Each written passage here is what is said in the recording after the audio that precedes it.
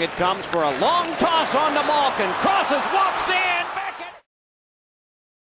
He scores! Oh no, I just keep on falling back to the same hole. And where's hope when misery comes crawling? Oh, my way with your Alright, welcome back and thanks for watching. First of all, before we start to talk about the Pens and Rangers, talk about the Caps and the Flyers, you know, I was disappointed to see the Caps go out. Vetchkin was just starting to hit form, and you had Semin, he was really playing well. I mean, he disappeared a bit during the regular season at times, but he was playing well. He was such a great stick handler, really good to watch. And you had Backstrom, who's really looking like he's going to turn into a premier playmaker in the NHL in years to come. You know, they were playing some great stuff. They had some bad luck with the goal where Huey was bundled over, but, you know, you win some, you lose some, and they got away with a couple of things during that game. The Flyers, they will certainly keep it interesting going deep into the playoffs. And hey, wouldn't it be great to see the Battle of Pennsylvania in the conference final? Bruins and Habs. The Bruins did so well to fight back in that series. 3-1 down, got it back to 3-3. Game 6 was just sensational, you know, back and forth, back and forth. And Kessel, you know, I don't really like his attitude. He comes across as a little bit arrogant, but, you know, and I respect him for what he's been through, and I respect him even more for stepping up in that Game 6. He couldn't really carry it on through Game 7, but he played so well in that Game 6 and shown that he might be able to live up to that potential that he was touted to have. Onto the Pens and Rangers in the upcoming series. Honestly, I probably watched less than 5 minutes of the New Jersey Rangers series. You know, the matchup didn't really interest me. Two teams who rely heavily on defensive systems, and both have, especially the Rangers, have offense that promises so much but delivers, you know, sporadically. Okay, I'm no expert on the Rangers, so feel free to call me out on my analysis, but here goes. The Rangers have great depth on forwards, and, you know, they didn't really click during the regular season. You know, they might have done at times, but, you know, Jagr getting, what was it, 70 odd points, that's not like him, and Gomez was around the same, which is, you know, a pretty good return for him, but, you know, you'd expect a little bit more with what they've got. You know, they've got Jagr, Straka, Shanahan, Drury, Dubinsky, who's been a surprise as a rookie to come and centre the line with Jagr, and then they have guys like Avery and Dawes who can contribute pretty effectively as well.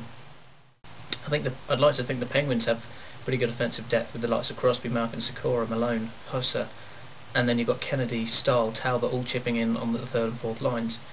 But, you know, I think the Rangers match that, or they have the potential to match that, I should say. Then, of course, you've got the agitators matchup. Avery way out in front, I think, you know, due to his scoring, as you said, prowess. You know, he seems to get in the points there, and he plays on the top two lines for the most part. Roberts and Ruutu follow. You know, they're both pretty good at it. Ruutu voted, what was it, maybe third most sort of most annoying or sort of best agitator in NHL history. And then there's Holweg, who tends to take too many silly penalties and doesn't really score the points that the other three do in that category. Penguins' strength is their offense, and the Rangers their defensive style, so it could be a low-scoring series, but you never know. It might just get blown open, and the two youngish goalies who can have a nightmare from time to time.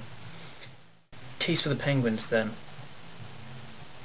I think they need to go with speed through the neutral zone to combat the tight gap control that the Rangers have, and also send two guys to the net on the power play to give chances to Gonchar and Malkin on the points.